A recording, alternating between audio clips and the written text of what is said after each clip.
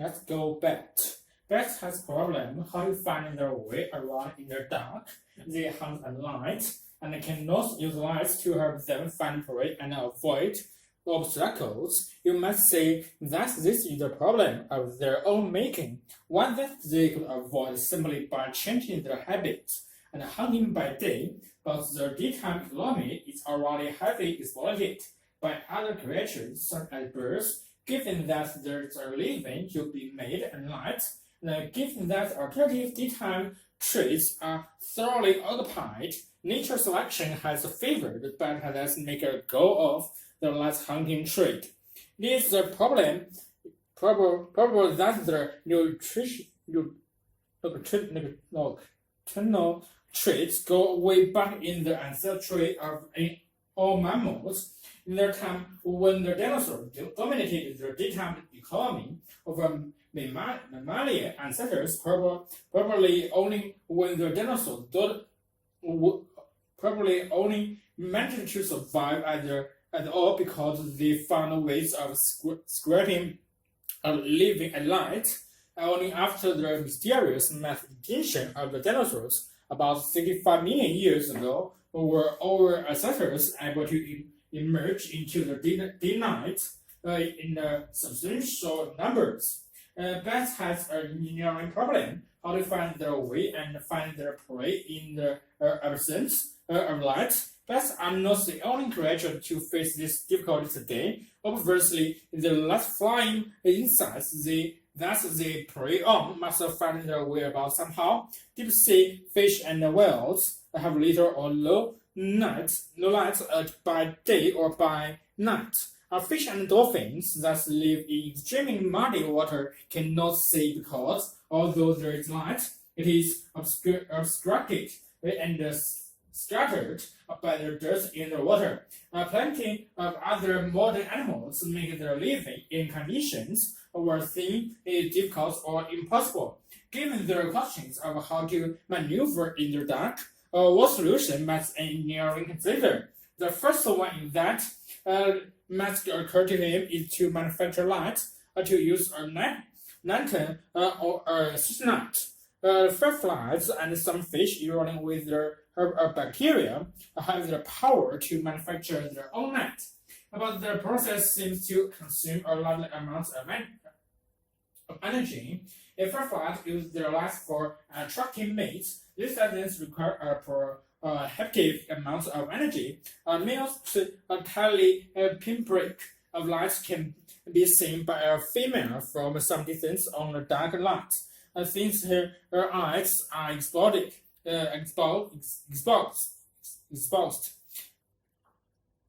directly to the light source itself. However, using light to find one's own way around requires vastly more energy.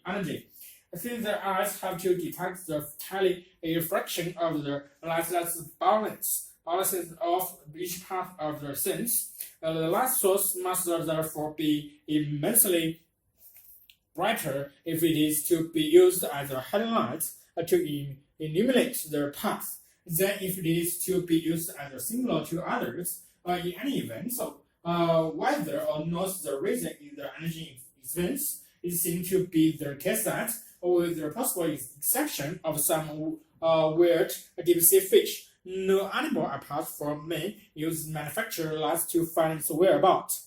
What else must the engineering think of?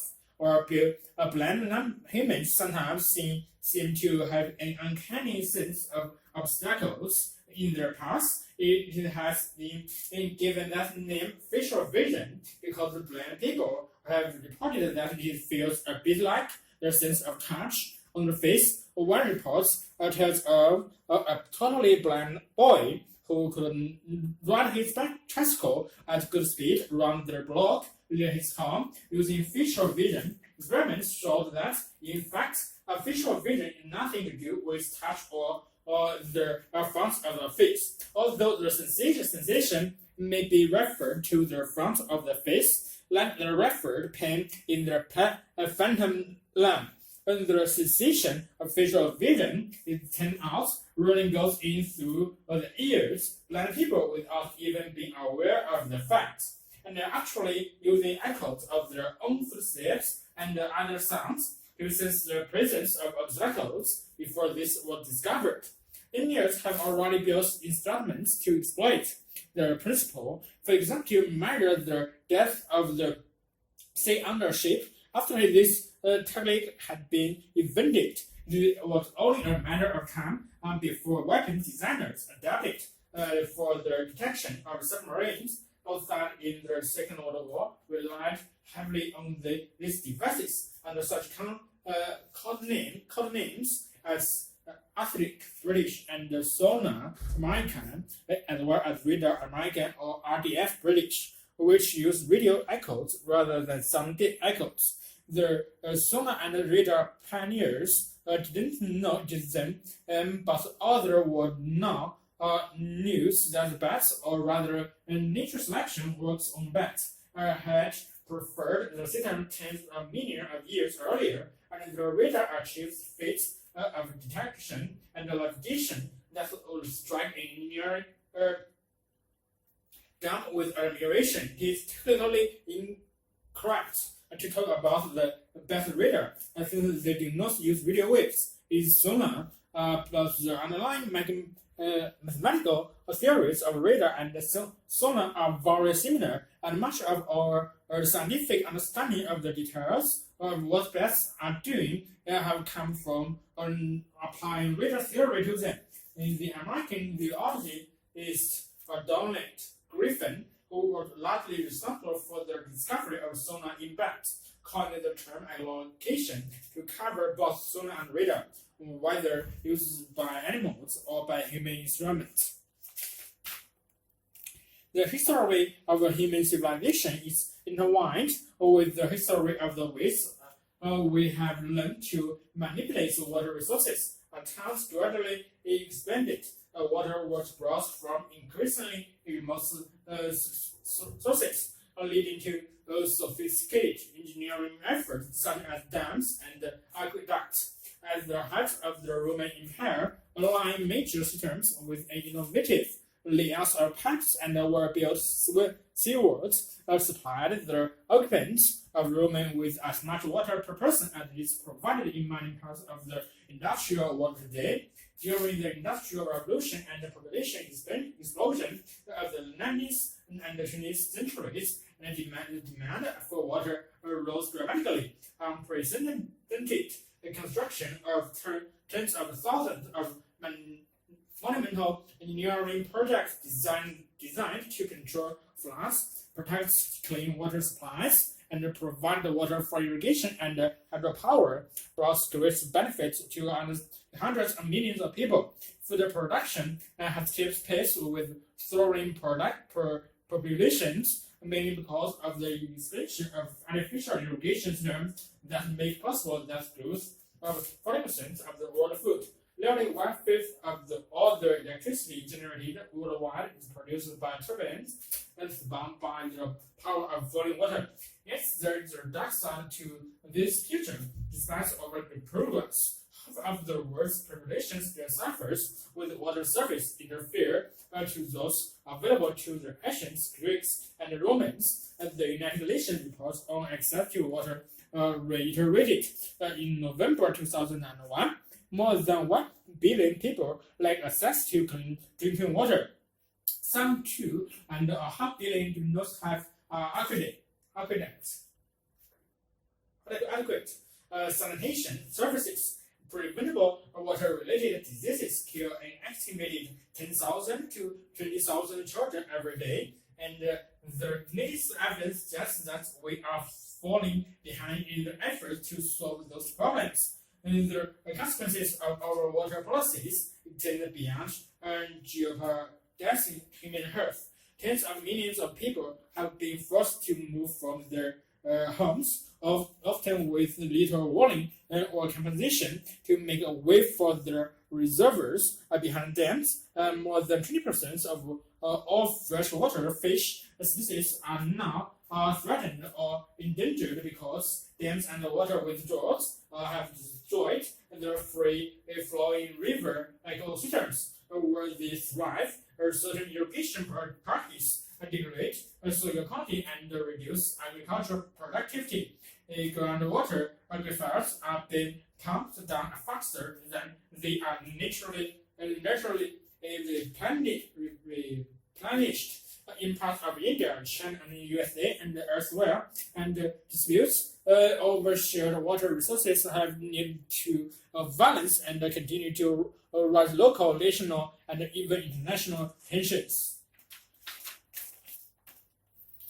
At the outset of the new millennium, however, the new resource planners think about water is beginning to change. Their focus is slowly shifting back to the provision of basic human and environmental needs as top priority, ensuring some for all instead of more for some.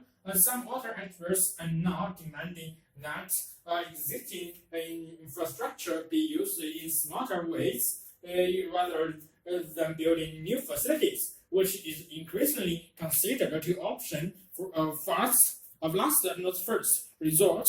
This shift in philosophy has not been universally accepted, and it comes with strong opposition from some established water organizations. Nevertheless, it may be the only way to address successfully the pressing problems of providing everyone with clean water to drink, adequate water to grow food, and a life free from preventable water-related illnesses. Fortunately and unexpectedly, the demand for water is not rising as rapidly as some predicted. As a result, the pressure to build new water infrastructure has diminished over the past 2 decades. Although population, industrial outputs, and economic productivity have continued to soar in developed nations, the risk as people withdraw water from aquifers, rivers, and lakes has slowed, and in a few parts of the world, demand will actually fallen. What explains this remarkable turn of events? 2 factors: people have figured out how to use water more efficiently, and the communities are rethinking their priorities for water use. Throughout the first 3 quarters of the 20th century, the quality of fresh water consumed per person doubled on average in the USA. Water withdrawals increased tenfold while the population quadrupled. But since 1980, the amount of water consumed per person has actually decreased, thanks to a range of new technologies that help to conserve water in homes and industry. In 1965, for instance, Japan used approximately 13 million gallons of water to produce $1 billion of commercial outputs. By 1989, this had dropped to 3.5 million gallons, even accounting for inflation. Almost a quadrupling of water productivity. In the USA, the water withdrawals have fallen by more than 20% from their peak in 1980. On the other hand, dams, aqueducts, and other kind of infrastructure will still have to be built, particularly in developing countries where basic human needs have not been met. But such projects must be built to higher specifications and with more accountability to local people and their environments than in the past. And even in regions where new projects seem warranted, we must find ways to meet demands and with fewer resources, respecting ecological criteria and to a smaller budgets. Getting Second by Bernie Neville is a book which looks at radical new approaches to learning, describing the efforts of emotion, imagination, and the unconscious on learning. One theory discussed in the book is that proposed by George Lozenbo, which focuses on the power of suggestion. Lozenbo instructional techniques is based on the evidence that the connections made in the brain throughout unconscious processing, which he calls non-specific mental reactivity, and more durable than those made through conscious processing. Besides the laboratory evidence for this, we knew from our experience that we often remember what we have perceived peripherally long after we have forgotten what we set out to learn. If we think of a book we studied months or years ago, we will find it easier to recall peripheral detail, the color, the building, the typeface, the table, and the laboratory where we said they were studied, and then the context on which we were concentrated. If we think of a lecture we listened to with great concentration, we will recall the lecture's appearance and the mannerism of a place in the auditorium. The failure of the air conditioning is much more easily than the ideas we want to learn, even if these peripheral details are a bit elusive. They come back readily in hypnosis,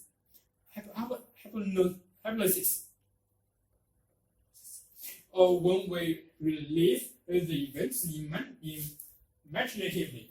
And in psychodrama, the details of the contents of lecture, on the other hand, seem to have gone forever. This phenomenon can be partly attributed to the common and counterproductive approach to study. It makes extreme effort to memorize tensing muscles, including fatigue.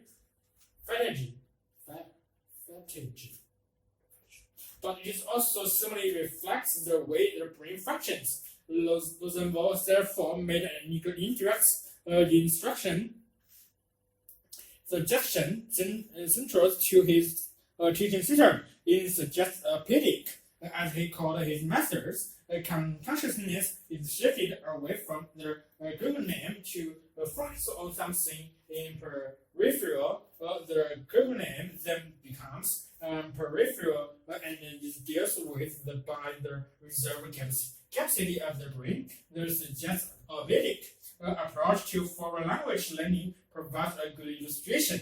In its most recent variant, 1980, it consists of the reading of vocabulary and text while the class is listening to music. The first session is in two parts. In the first part, the music is classical, and the teacher reads the text slowly and solemnly, with attention to the dynamics of the music. The students follow the text in their books. This is followed by several minutes of silence. In the second part, we listen to background music, where the teachers read the text in a low speed, speaking voice. During this time, they have their books closed. During the whole of this session, and their attention is passive. They listen to the music but making no attempt to learn the material. Beforehand, the students have been carefully prepared for the language learning experience.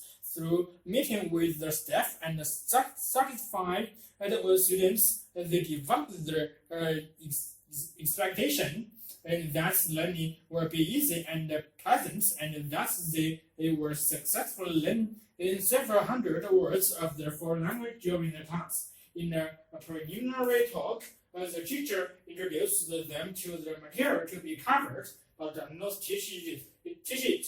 Likewise, the students are instructed not to try to learn it during this instruction. Some hours after the two-part session, there is a follow-up class at which the students are stimulated to record their material presented.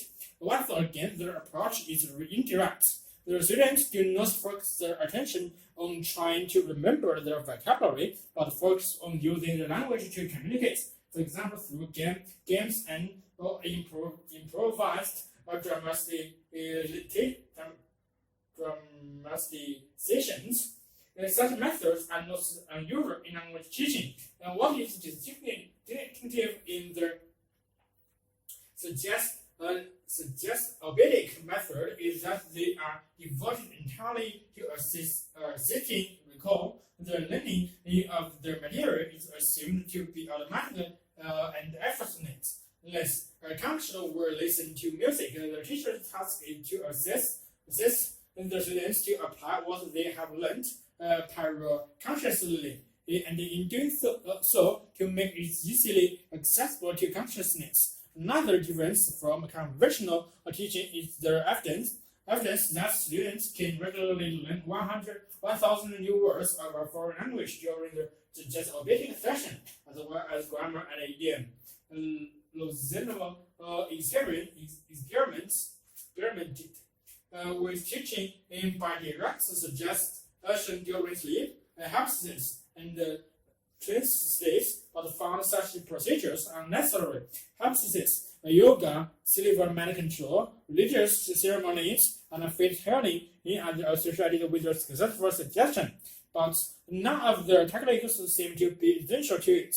Such rituals may be seen as placebos. Lozano acknowledges that the ritual surrounding suggestion in his own system is also a placebo, but maintains that without such a placebo, people are unable to afraid to tap the reserve capacity of their brains. Like any placebo, it must be dispensed without authority to be effective, just as the doctor calls on the for power of autocratic suggestion by insisting that the patients take precisely one capsule precisely 3 times a day before meals. Rosenthal is categorical in insisting that the suggested session be conducted exactly in the manner designated by trained and accredited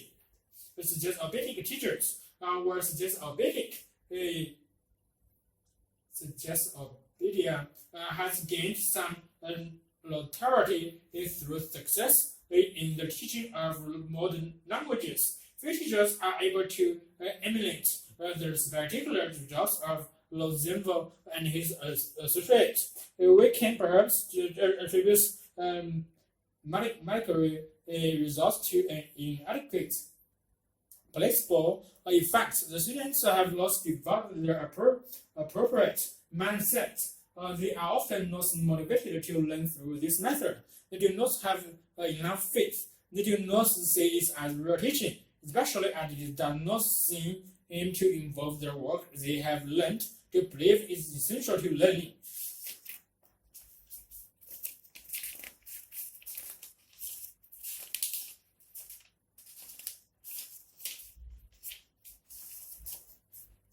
In a name swept by typhoons and shaken by earthquakes, how have Japan's toys and similarly film sets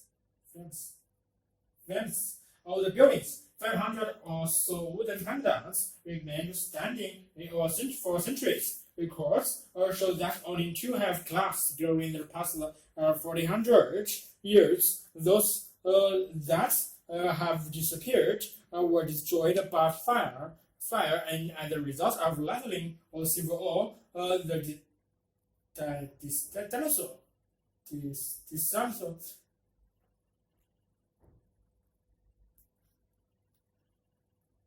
disaster.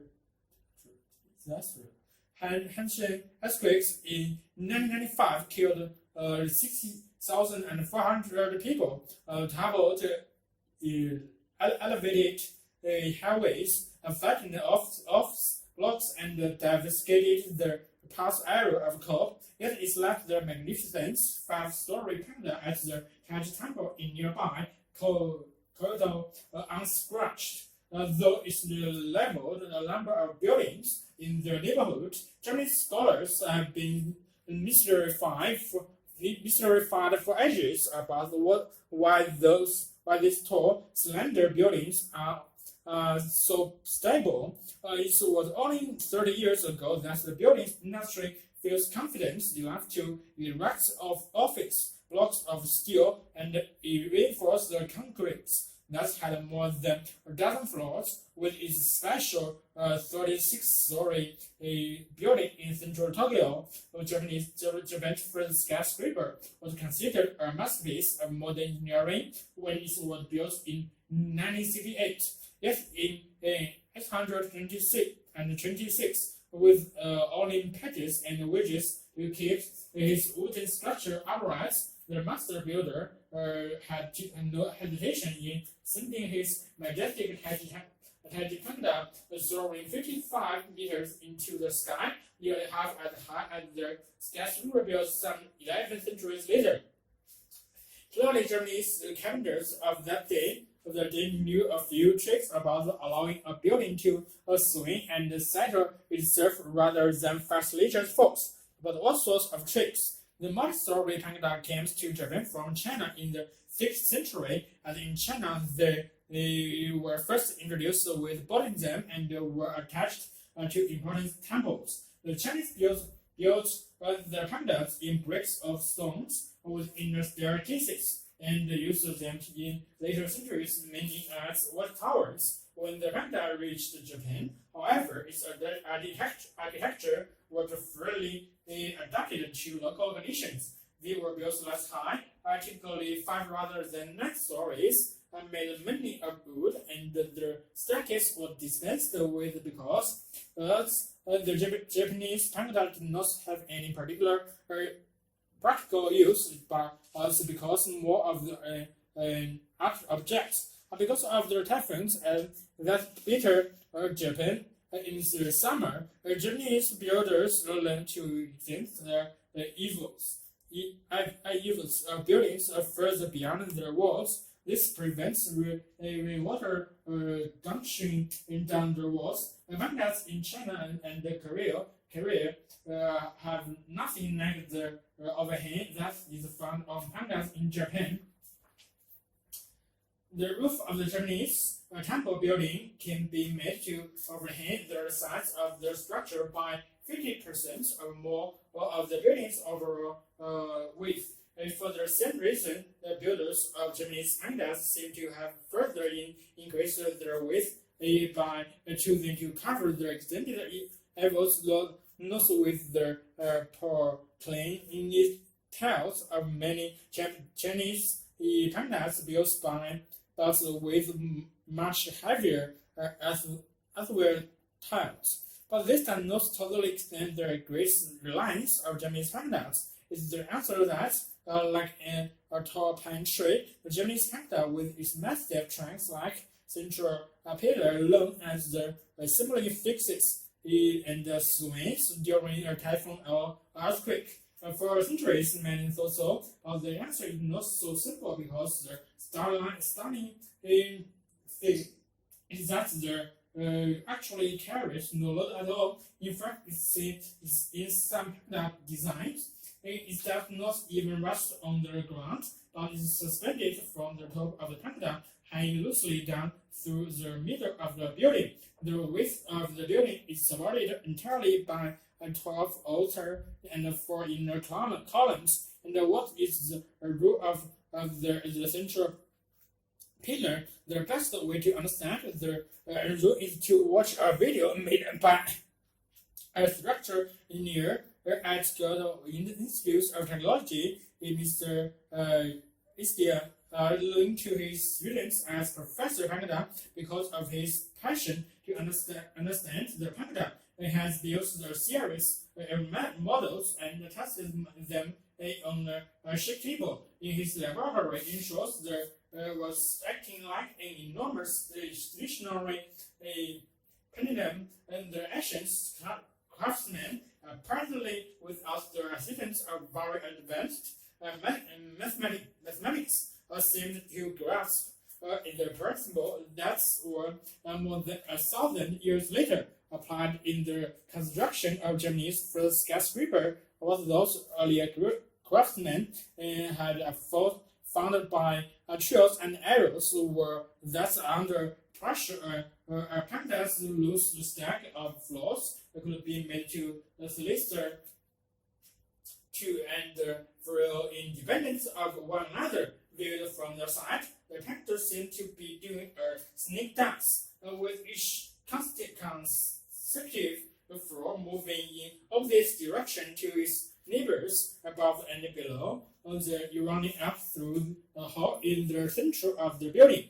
In constraint, individual stories from moving too far because after moving a central distance, they bent into it, transmitting energy away along the column. Another strange feature of Japanese panda is that because the building are tables, which each successive floor plane being smaller than the one below, none of the vertical pillars that carry the width of the building is connected to its corresponding pillar above.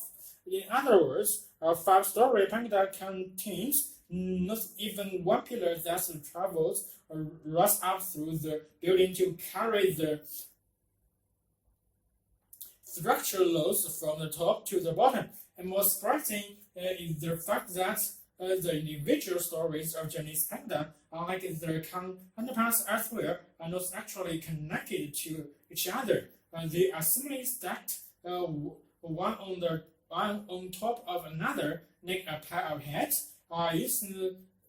Interestingly, such a design will not be permitted under current Japanese building regulations, as the actual word acts. Think of them as a tightrope, a worker's balancing pole. The bigger the mast at each end of the pole, the easier it is for the tightrope worker to maintain his or her balance. The same holds true for a panda, with the F's existing also on all sides like balancing poles. Says Mr. Islia, the building responds to even the most powerful jolt of an earthquake with a graceful swing. It never an abrupt shaking. Here again, Japanese master builders of 1,000 years ago anticipated concepts of modern structural engineering.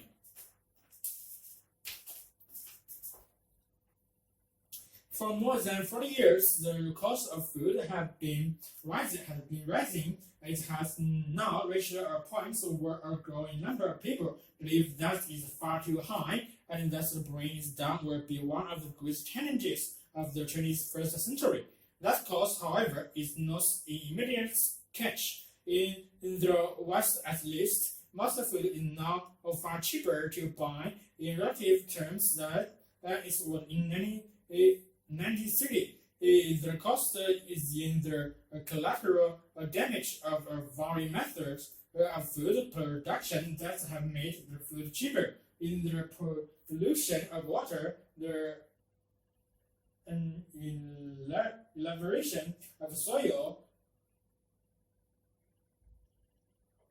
the destruction of wildlife, the harm to animal welfare, and the threat to human health caused by modern industrial agriculture. First, the mechanization in the mass use of chemical fertilizers and pesticides, the monocultures, the better rearing of livestock, and genetic engineering, the onward march of intensive farming has seemed unstoppable in the last half century.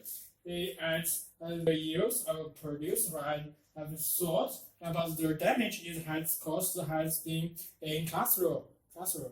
In Britain, for example, many of our best-loved farmland birds, such as the skylark, the grey partridge, the lapwing, and the common bunting, have vanished from huge stretches of countryside and have even more wildflowers and the insects. This is a direct result of the way we have produced our food in the last 4 decades. Thousands of miles of hedgerows, thousands of pounds have disappeared from the landscape. The special faith of salmon farming has driven wild salmon from many of the sea lochs and rivers of Scotland. Natural soil Fertility is dropping in many areas because of continuous industry fertilizer and pesticide use, where its growth of largely increasing in next because of the fertilizer runoff. Put it all together and it looks like a battlefield, but consumers really make their connection and their dinner table.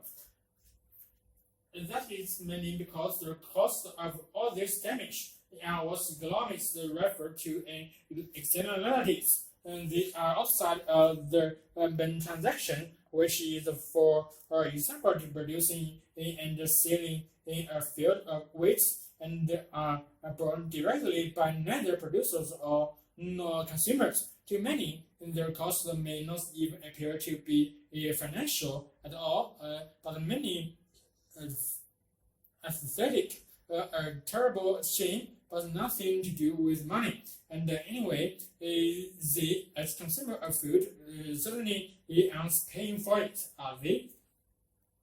But the cost to society can actually be quantified by, and when added up, can amount to a staggering sums.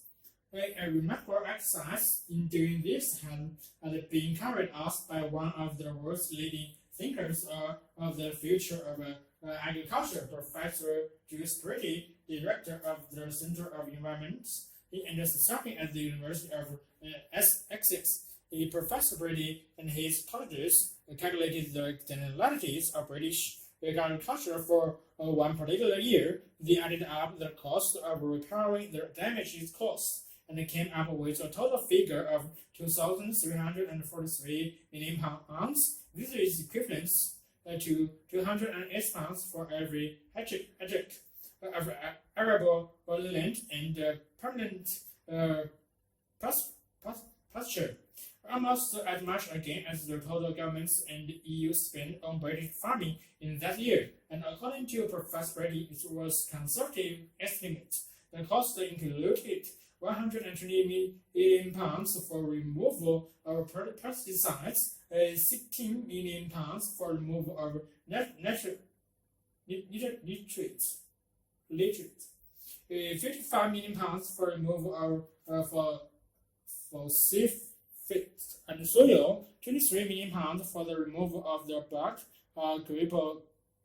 cryptosporidium from drinking water by water companies, 125 million pounds for damage to wildlife habitats, hedgerows, and dry stone walls, 1,113 million pounds from emissions of gases likely to contribute to climate change, 106 million pounds from soil erosion and organic carbon losses, 169 million pounds from food poisoning, and 607 million pounds from cattle disease. Professor Brady draws a simple but memorable conclusion from all this. Food bills are actually threefold.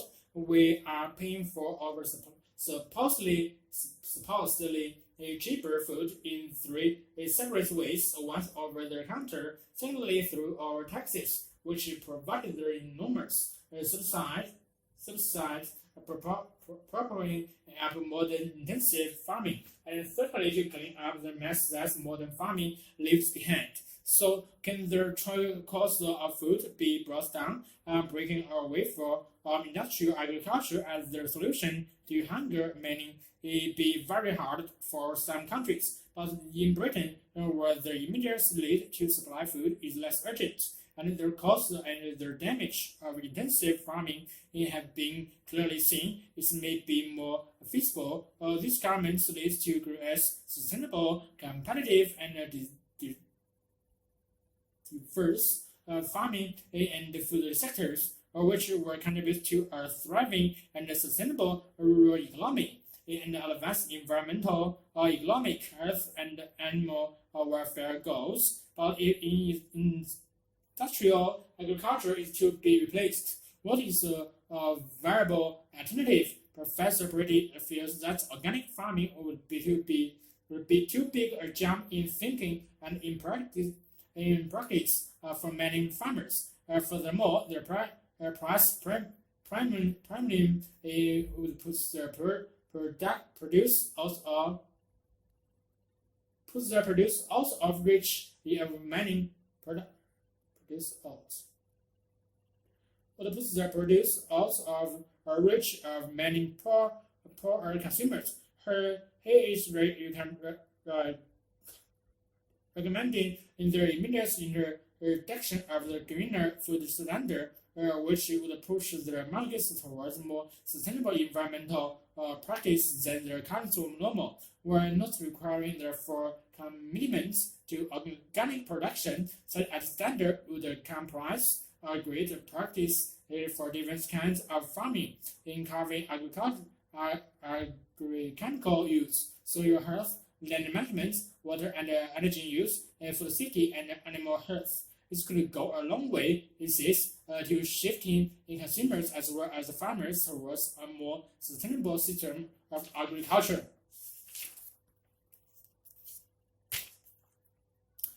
The disappointing results of many conventional road transport projects in Africa lead some experts to rethink the strategy by which rural transport problems were to be tackled at the beginning of the 1980s. A request for help in improving the availability of transport in the remote market districts of southwestern Tanzania presented the opportunity to try a new approach. The concept of integrated rural transport was adopted in the task of examining the transport list of the rural households in the districts. The objective was to reduce the time and efforts needed to obtain access to essential goods and services through an improved rural transport system. The underlying assumption was that the time saved would be used instead for activities that would improve the social and economic development of the communities. The integrated rural transport project started in 1985 with financial support from the Swiss Development Corporation and was coordinated with the help of the Tanzanian government. When the project began, the districts were virtually totally isolated during the rainy season, and the regional road was in such bad shape that access to the main towns was impossible for about 3 months of the year. Road traffic was driven everywhere within the districts, and alternative means of transport were restricted to decades in the north of the districts. People relied primarily on the paths which were slippery and dangerous during the rains. Before solution could be proposed, the problems had to be understood. Later was learned about the transport demands of the rural households. Also, phase 1 between December 1985 and December 1987 and focused on research, the socio-economic survey of more than 400 households in the district indicated that a household might spend on average 7 hours a day on transporting themselves and their goods, a figure which seemed extreme, but which has also been obtained in surveys in other rural areas in Africa. Interesting facts regarding transport were found. 95% were on fuels, 8% were within the locality, and 30% were related to the collection of water and firewood and traveling to grinding miles. Having determined the main transport list, possible solution was identified which must reduce the time and burden. During phase 2, from January to February 1991, a number of approaches were implemented in the efforts to improve mobility and access to transport. An improvement of the road network was considered necessary to ensure the imports and exports of goods to the districts. These improvements were carried out using methods that were heavily dependent on labor. In addition to the improvements of roads, this method provided training in the operation of a mechanical workshop and bus and truck service. However, the difference from the conventional approach was that this time consideration was given to local transport facilities outside the road network. Most of the goods were transported along their path, that provided shortcuts up and down the hillsides, but the paths were a real safety risk and made the journey on foot even more arduous. It made sense to improve the path by building steps, handrails, and the bridges. It was uncommon to find means of transport that were more efficient than walking, but less technologically advanced than motor vehicles. The use of bicycles was constrained by the high cost and the lack of available spare parts. Oxygen were not used at all, but donkeys were used by a few hospitals in the northern parts of the districts. RTP focused on what would be most appropriate for the inhabitants of market in terms of what was available, how much they could afford, and what they were willing to accept. After careful consideration, the project to the promotion of donkeys, the donkey cost less than a bicycle, and the introduction of a locally manufactured wheelbarrow. At the end of phase 2, it was clear that the selected approaches to market transport problems had different degrees of success. Phase 3, from March 1991 to March 1993, it focused on the refinement and the institutionalization of these activities, the road improvements, and the accompanying maintenance system, and had helped make the district center accessible throughout the year. Essential goods from outside the district site become more readily available at their markets, and price did not fluctuate as much as had done before. Paths and signalry roads was improved only at the request of communities who were willing to practice in construction and maintenance. However, the improved path impressed the inhabitants, and the request for assistance greatly increased soon after only a few improvements had been completed.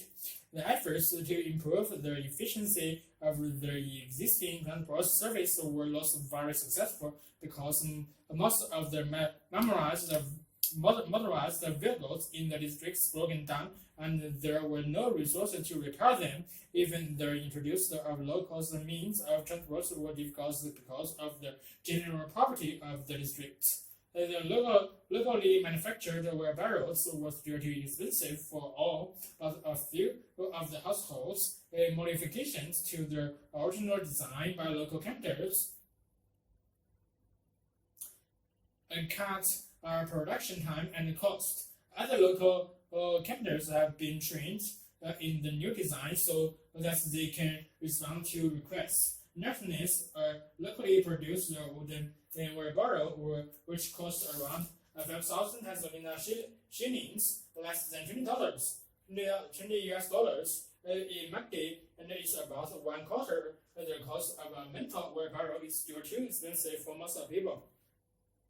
Donkeys which were imported to the districts have become more common and contribute, in particular, to the transportation of crops and goods to markets. Those who have bought donkeys are mainly from richer households, but with an increased supply through local breeding, donkeys should become more affordable. Meanwhile, local initiatives are promoting the renting out of the existing donkeys. It should be noted, however, that a donkey which at 20,000 Tanzania shillings costs less than a bicycle is still an investment equal to an average household's income over half a year. This clearly illustrates the need for supplementary measures if one wants to assist the rural poor. It would have been easy to criticize the MIRTP for using in the earlier phase a top-down approach in which the decisions were made by experts and officials before being handed down to communities, but it was necessary to start the process from the level of the governmental authorities of the district. This district it would have been difficult to respond to the request of villagers and other rural inhabitants without the support and understanding of district's authorities. Today, nobody in the district argued about the importance of improved paths and the expensive means of transport. But this is the result of dedicated work over a long period, particularly from the officers in charge of community development. They played an essential role in raising awareness and interest among the rural communities. The concepts of integrated rural transport now were established in Tanzania, where a major program in rural transport is just about to start. The experience from Makti will help in this initiative, and the Makti districts will act as a reference for future work.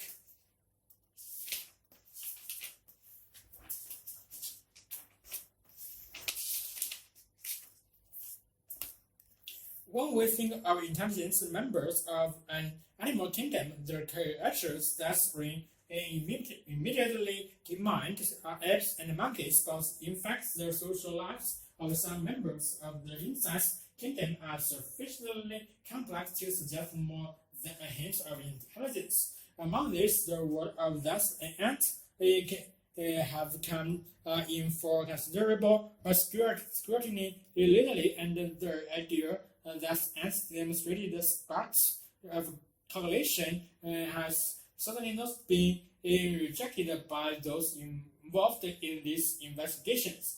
Ants steal food, repel attackers, and use chemical signals to contact one another in case of attack. Such chemical communication can be compared to the human use of visual and auditory channels in religious chants, advertising images and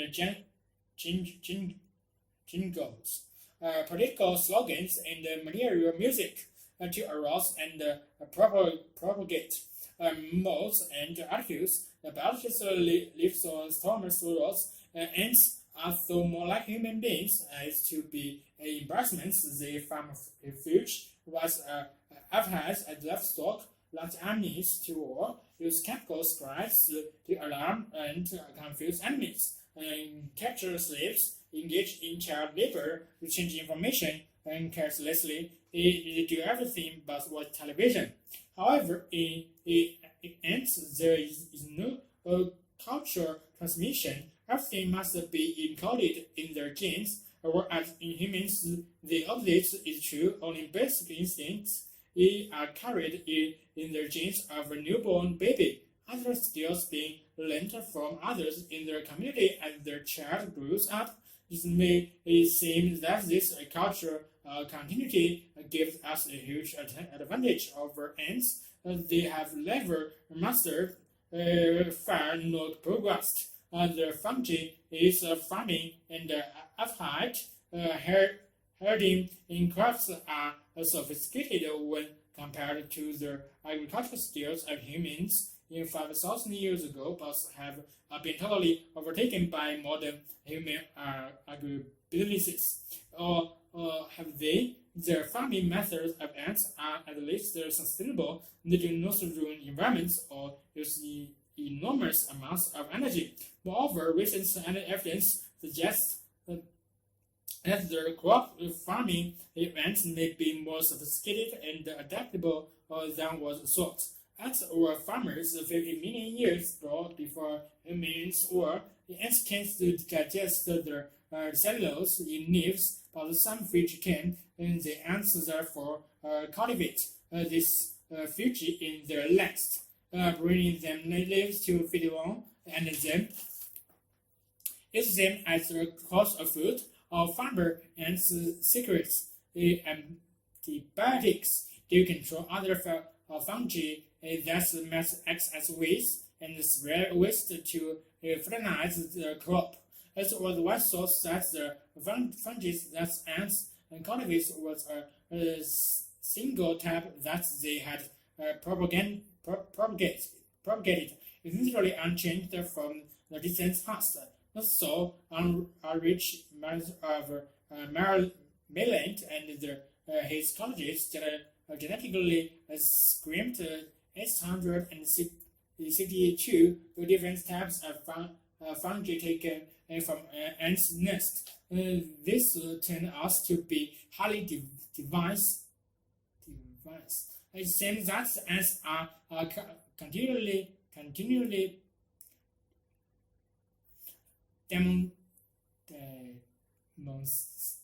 demonstrating new species. Even more impressively, DNA analysis of the fungi suggests that the ants improved or modified their fungi by regularly swapping and sharing instincts with neighboring ants colonies. Whereas the prehistorical men had low explored to urban lifestyles, the focusing in-house of intelligence, the evidence suggests that ants have lived in urban settings for close on 100 million years, developing and maintaining underground cities of specialized chambers and tunnels. When we survey Mexico City, Tokyo, Los Angeles, we are amazed at what has been accomplished by humans. It's hollow and within magnificent work for ant lovers. The ants described are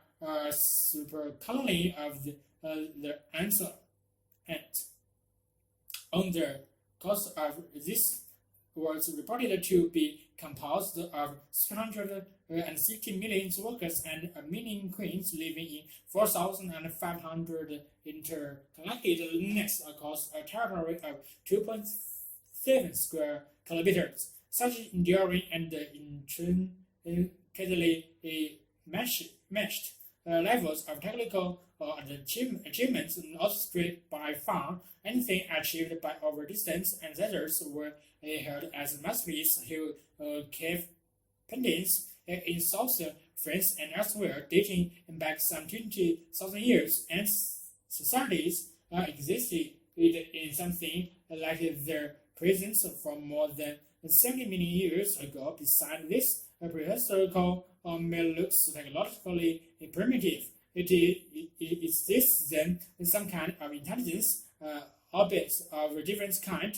Research conducted at Oxford, Sussex, and University has shown that when desert ants return from a foraging trip, they navigate by integrating bearings and distance, which they continuously update in their heads. They combine their evidence of visual landmark with a mental library of local directions, all within a framework which is consulted and updated, so ants can learn too. And in a 20 years programming of work, and has found evidence that ants can transmit very complex messages. Scouts who had located food in their midst returned to mobilize their foraging teams. They engaged in contact sessions, and at the end of which their scouts were removed in order to observe what her team must do. Often the forages persist to their exact spots in the midst where the food had been. Elaborate precautions were taken to prevent their foraging team using outdoor clues. Discussion now centers on whether the routes through the maze is communicated as a left-right sequence of teams or as a combat speed bearing and distance message. During the course of this exhaustive study, it has shown in growing so attached to her laboratory ants that she feels she knew them as individual even without the painted spots used to mark them. It's no surprise company of no surprise that Wilson in his essay in the company of the ants, advised readers to ask what to do with the ants in the kitchen too. What were your steps? Be careful of little lies.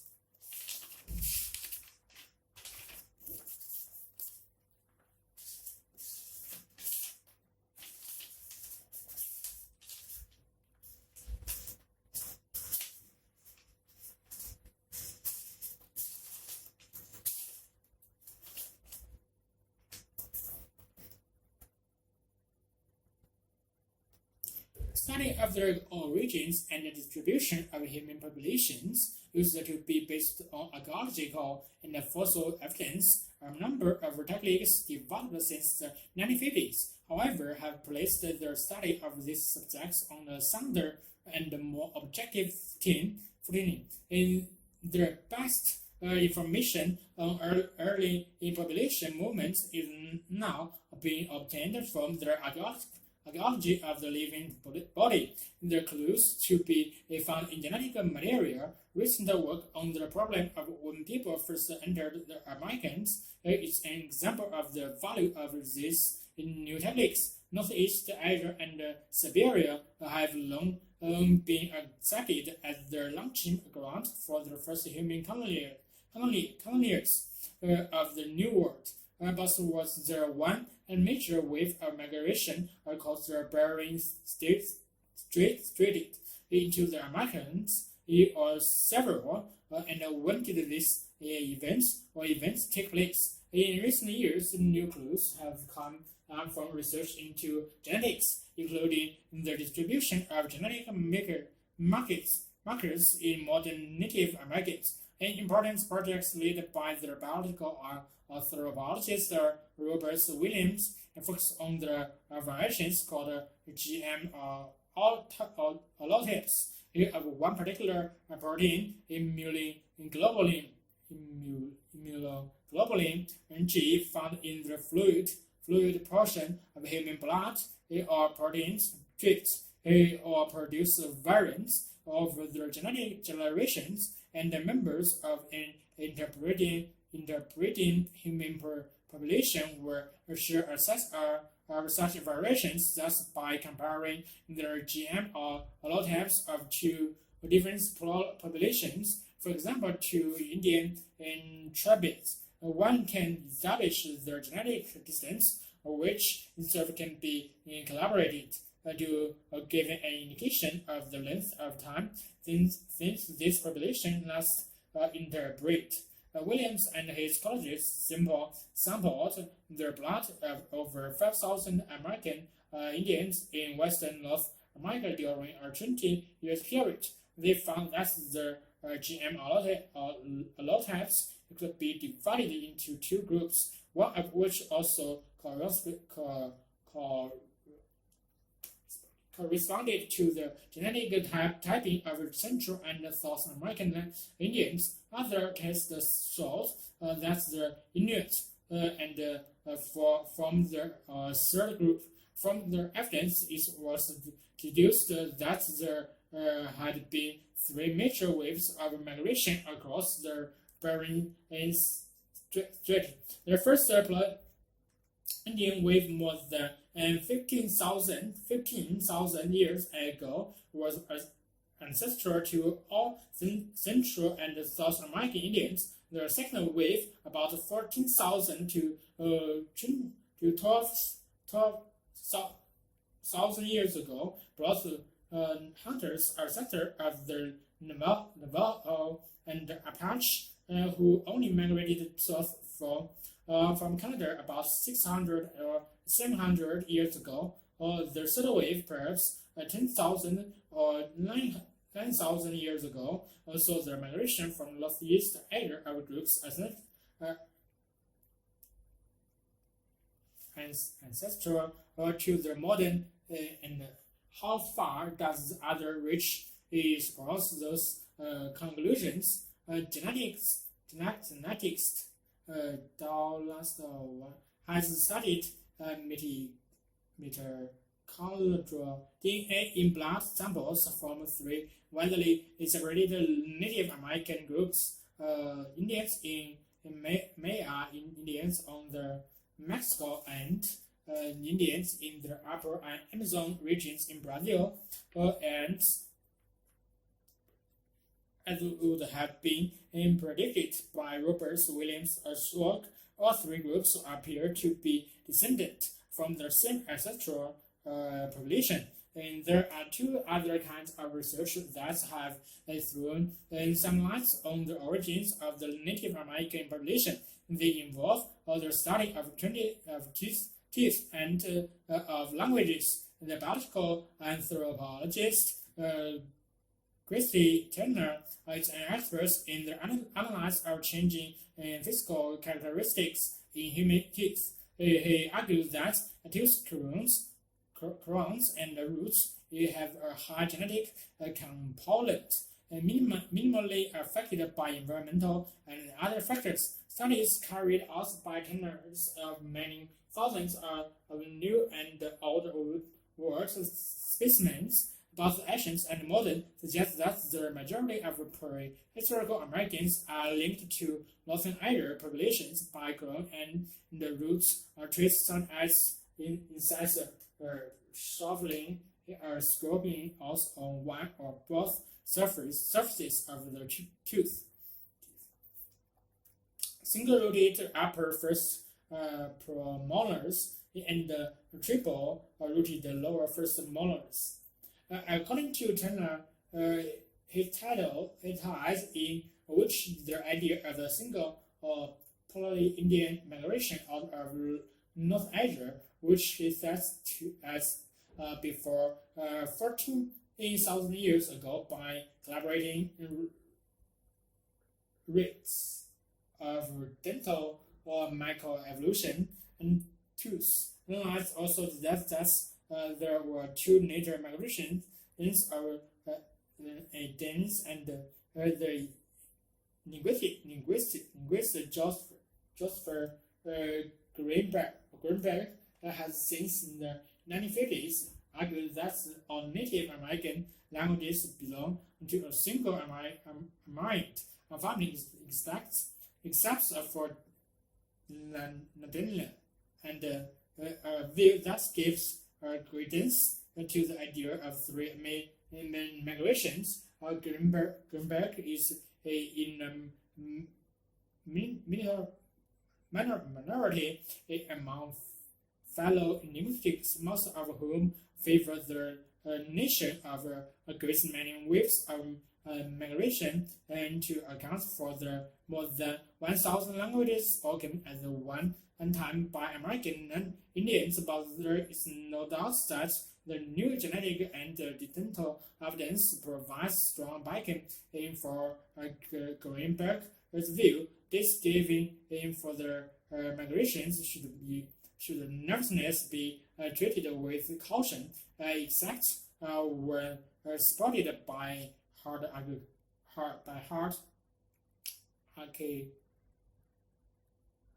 archaeological evidence.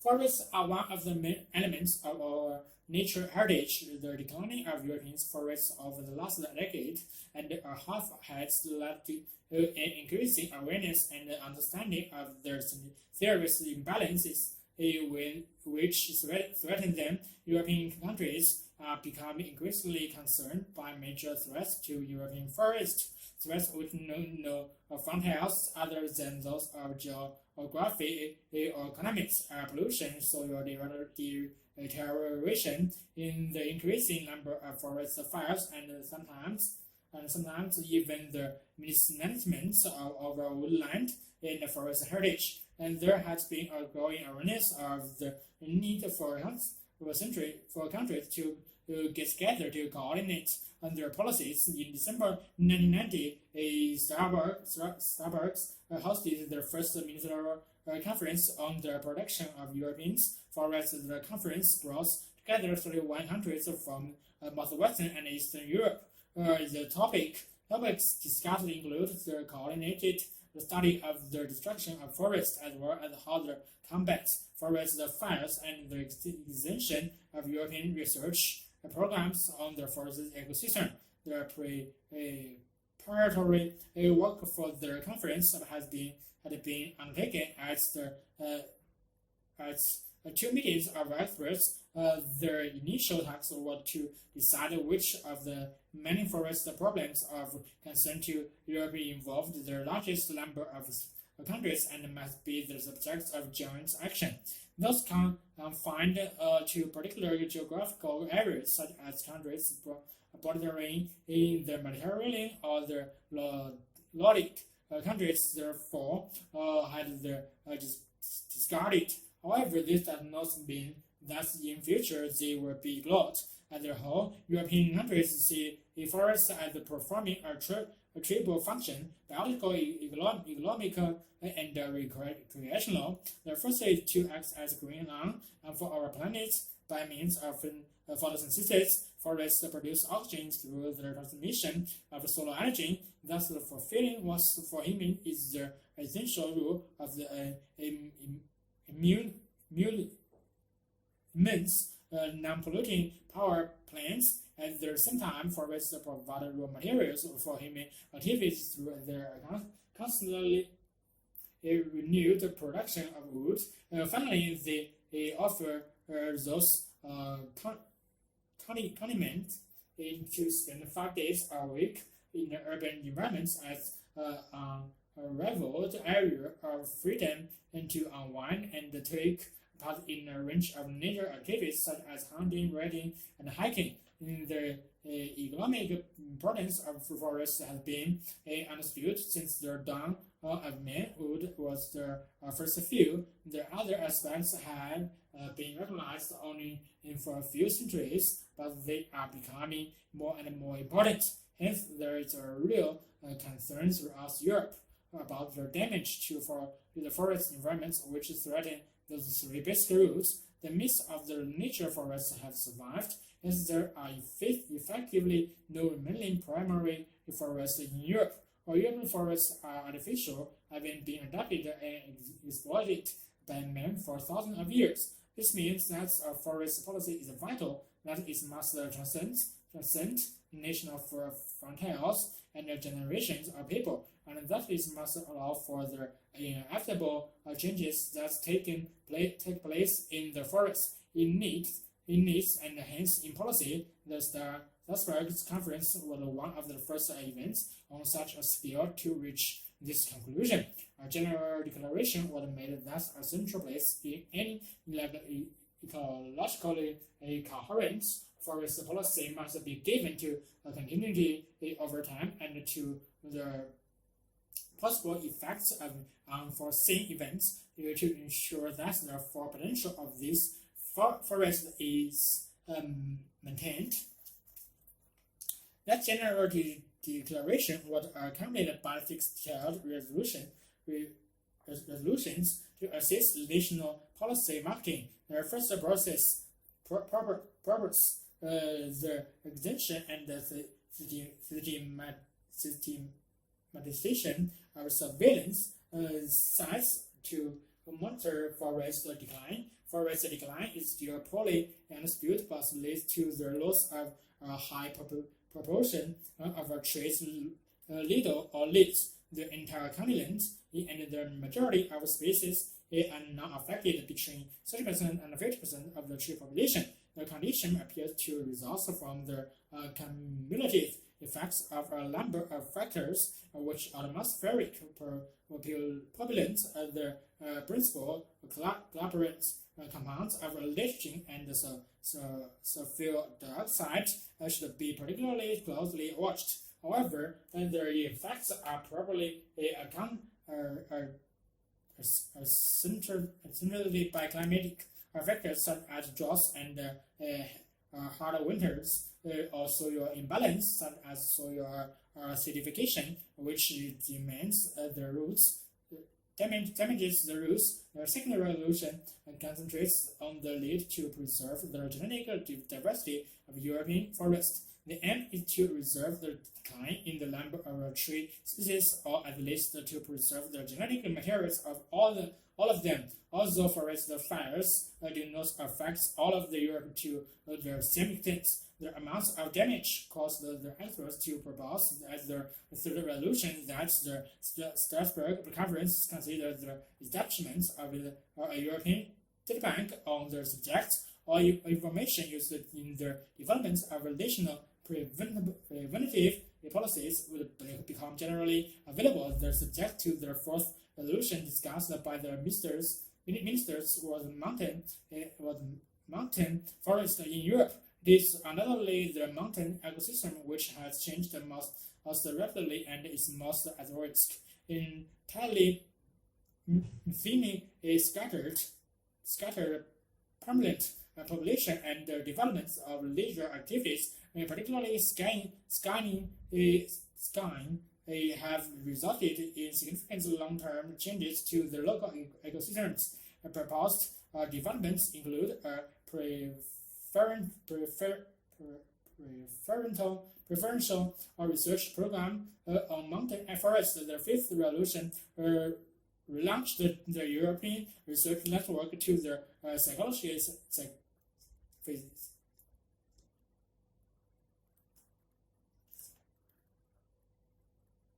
physiological of trees called sport joints European research on the tree diseases and their physiologically and biochemical aspects. Each country concerned could increase the number of scholarships and other financial support of their doctoral thesis and research projects in this area. Finally, the conference established the framework for the European Research Network on forest ecosystem. This would also involve harmonizing activities in individual countries as well as identifying a number of priority research topics relating into the production of rainforest. The Strasbourg Conference main concern was to provide for their future. This was the initial motivation, one now shared by all 31 participants representing 31 European countries. The final text commits them to ongoing discussion between governments, a representative with responsibility for forests.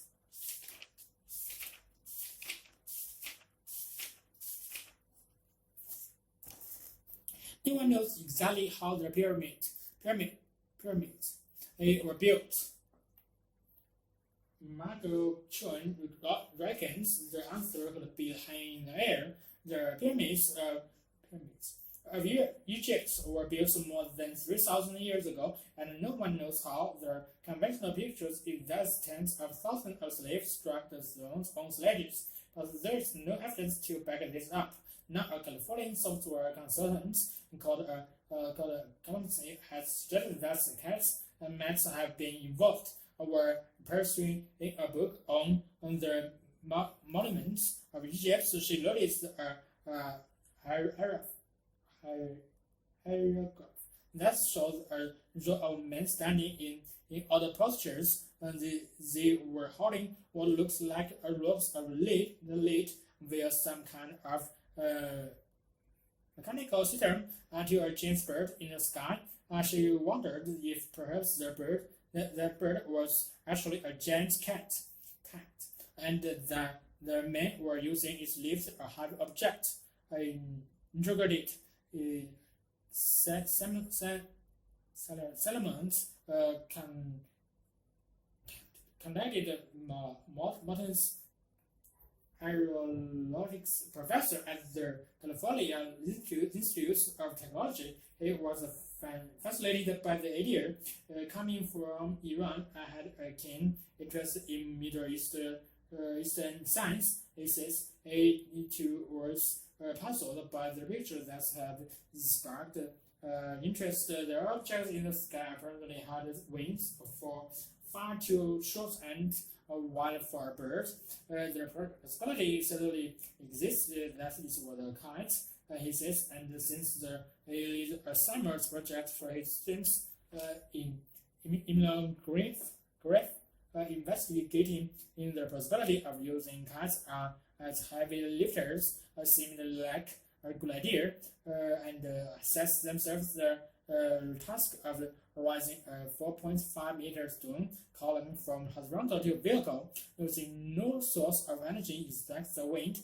The initial calculations and the skill model wind tunnel experiments can convince them they will need a strong wind to lift the 33.5 ton column. Even a modest force, if sustained and of a long time, will do.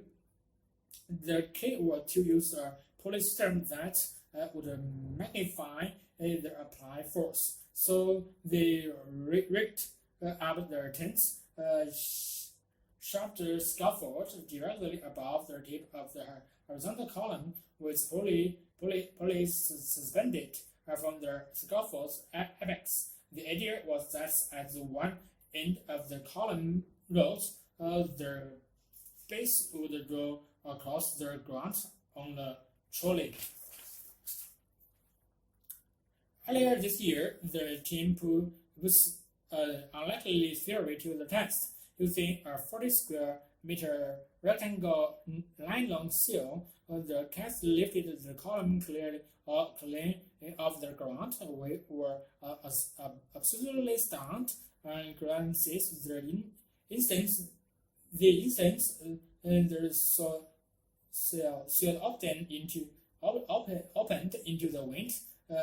A huge force was generated, and the column was raised to the vertical in the mere 40 seconds. The wind was blowing in at the gentle 16 to 20 kilometers an hour. Little more than half was the source would be needed. What they had failed to reckon with was happened when the case was opened. There was a huge initial force, 5 times larger than the steady state's force. This trigger means that cats could lift huge weights. He realized even a 300 tons column could have been lifted out of a vertical with 40 or so men and 4 or 5 seals. So Solomons was right. The pyramid builders could have used the cats to lift massive stones into place. Whatever they actually did is another matter. Says there are no pictures showing the construction of pyramids, so there is no way to tell what's really happened. The evidence for using cats to move large stone is no better or worse than the evidence for their brutal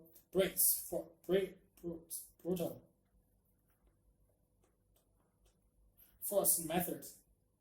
Indeed, the experiments have left many specialists unconvinced. The evidence for cats lifting is non-exist, says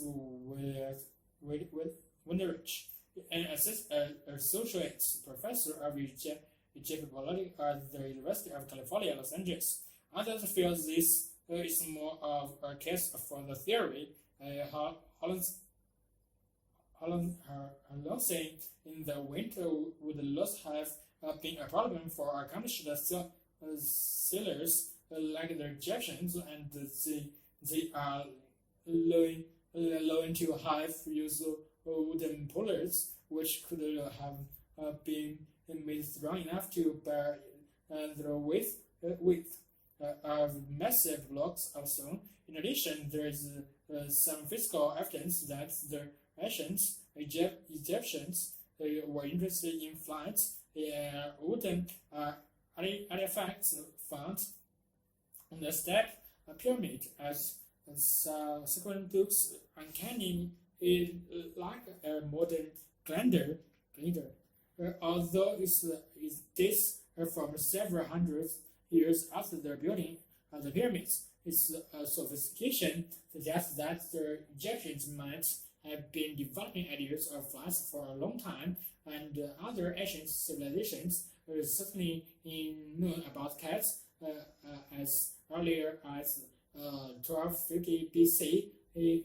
The Chinese were using them to deliver messages and dump flaming debris on their foes.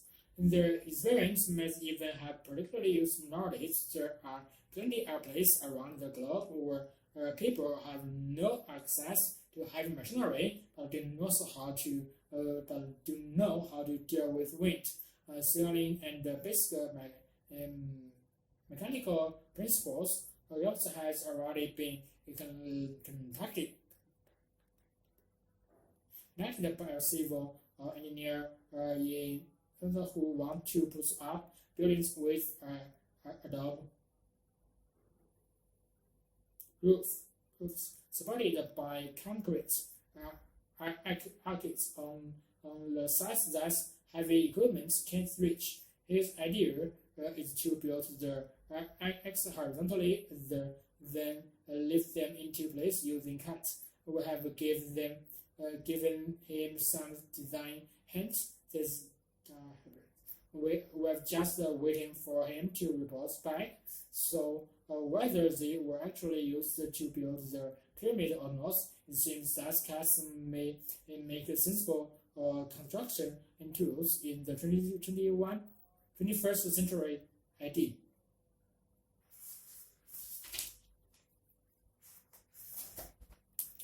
More than 2,000 years ago, Russian explorers and 400 landed on the islands of volcanic archipelago in the North Pacific, and their land of a landmass that lay further to the north.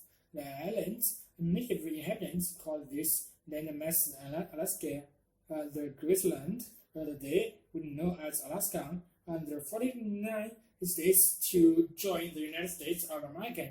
In 1959, Alaska is the 41th size of the mainland. The 48 states combined in shares with Canada, the second longest river system in North America, and had over half the coastline of the United States. The rivers feed into the Bering Sea and the Gulf of Alaska, call all the nutrient-rich waters which supports tens of millions of seabirds and over 400 species of fish, shellfish, crustaceans, and mollusks. Taking advantage of this rich bounty, Alaska's commercial fisheries have developed into some of the largest in the world.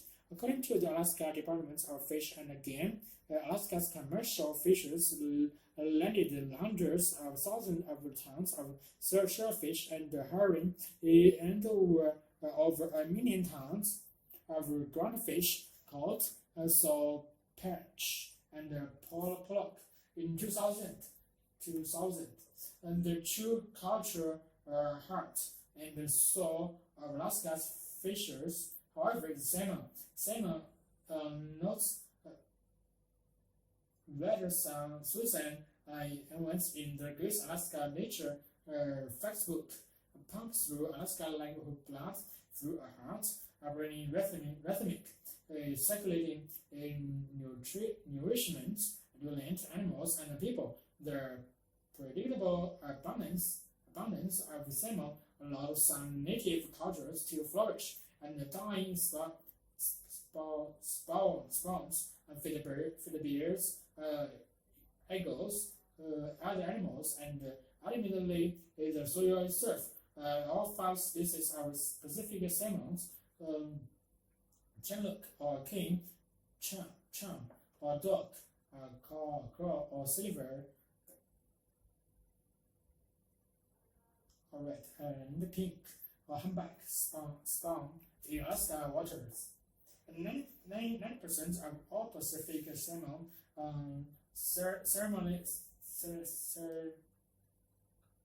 commercially caught in North America are produced there. Indeed, if Alaska was an independent nation, it would be the largest producer of wild salmon in the world.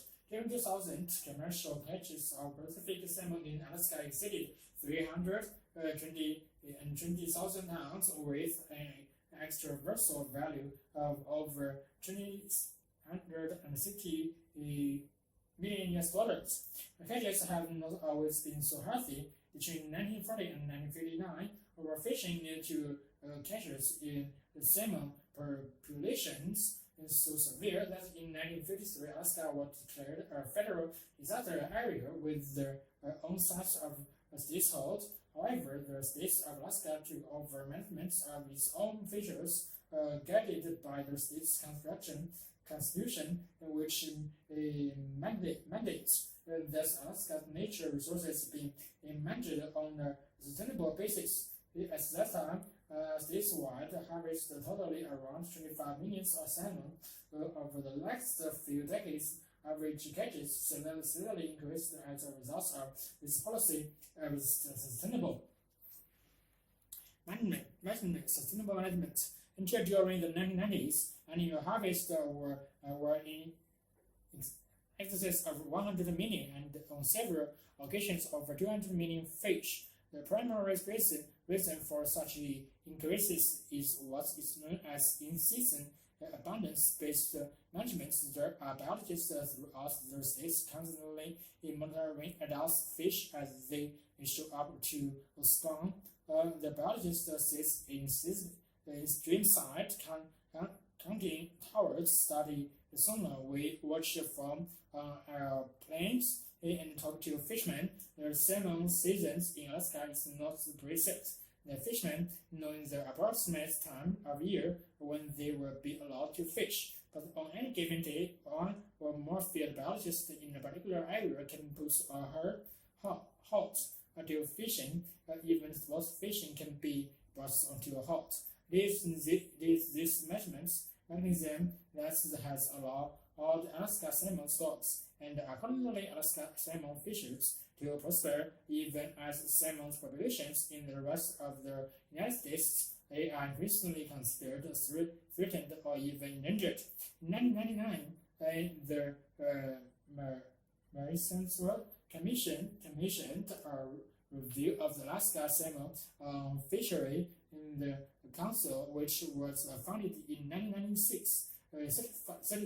Certifies fishers that meet high environmental standards, enabling them to use a label that recognizes their environmental responsibilities. The MSC has established a set of criteria by which commercial fishers can be judged, recognizing their potential benefits of being identified as environmentally responsible.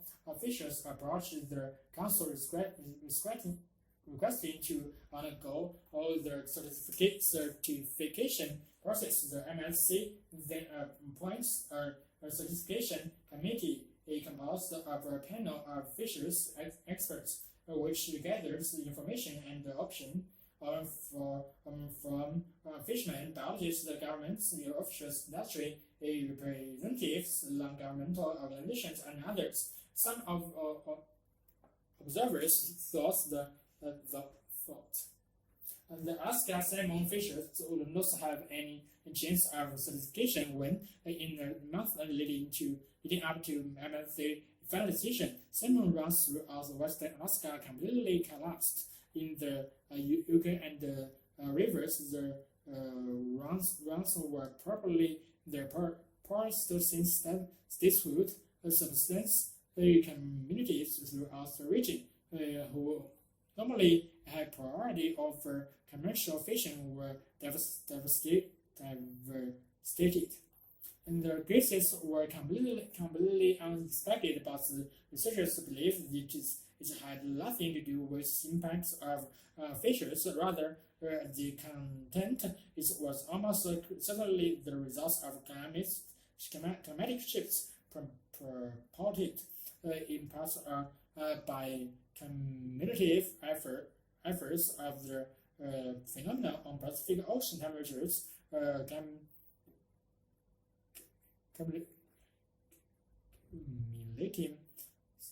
accumulating in a harsh winter in which huge numbers of salmon eggs were frozen. It could have meant the end as far as the certification process was concerned. However, this reacts quickly, closing down all fishers, even those necessary for subsistence purpose. In September 2000, MSC announced that the Alaska salmon fishers are qualified for certification. Seven companies producing Alaska salmon were immediately granted permission to display their MSC logo on their products. Certification is for an initial period of 5 years, with an annual review to ensure that the fishery is continuing to meet the required standards.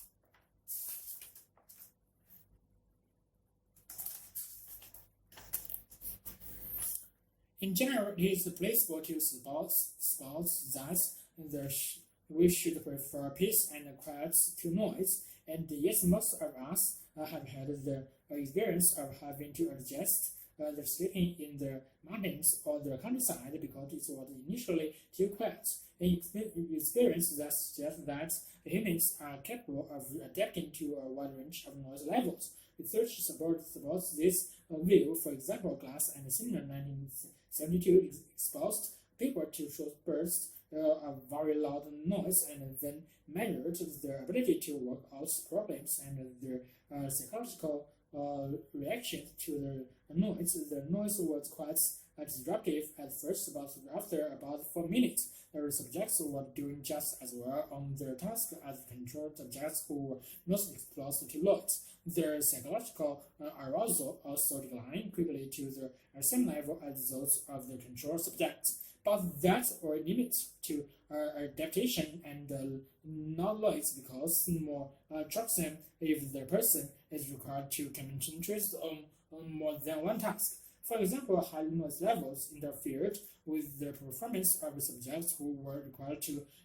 monitor 3 dials at a time in a task not unlike that of an airplane pilot or an air traffic controller.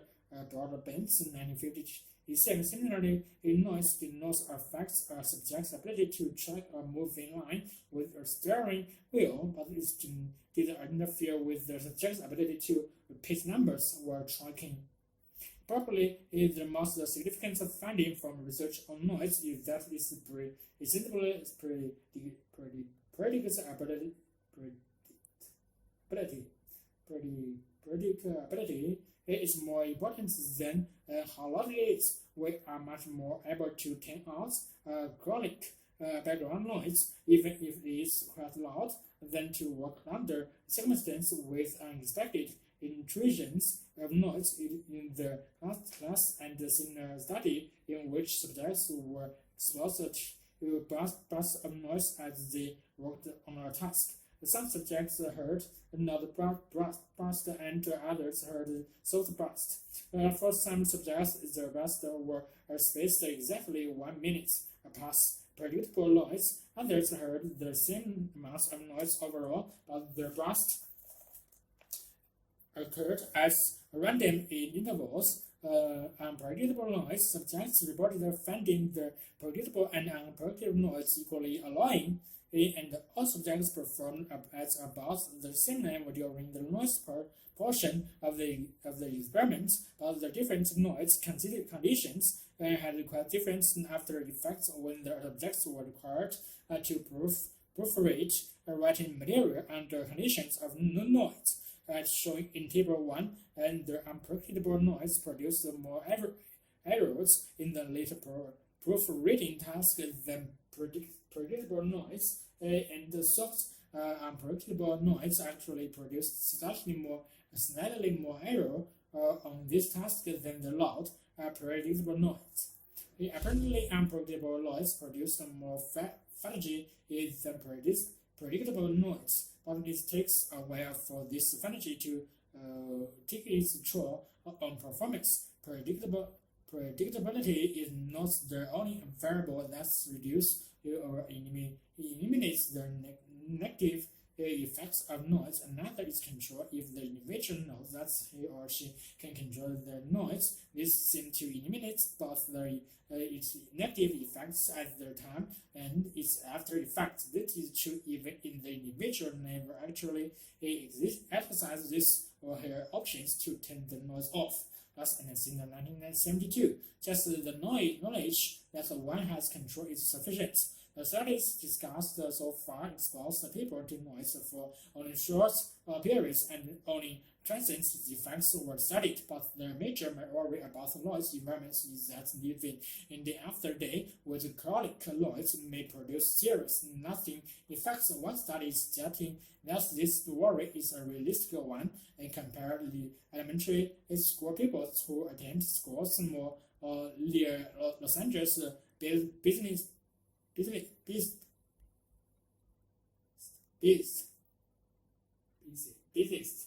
airports with students who attended schools in class neighborhoods. This was found that children from the lousy schools had higher blood pressure and were more easily distracted than those who attended the quiet schools. Moreover, there was evidence of adaptability to the noise. In fact, the longer the children had attended the loud schools, the more disruptable they become, and the effects also seem to be long-lasting. Following up studies show that children who were moved to less noisy classrooms still showed greater distractibility 1 year later than students who had always been in the quiet schools. It should be noted that the two groups of children had been carefully matched by the investigators so that they were comparable in age,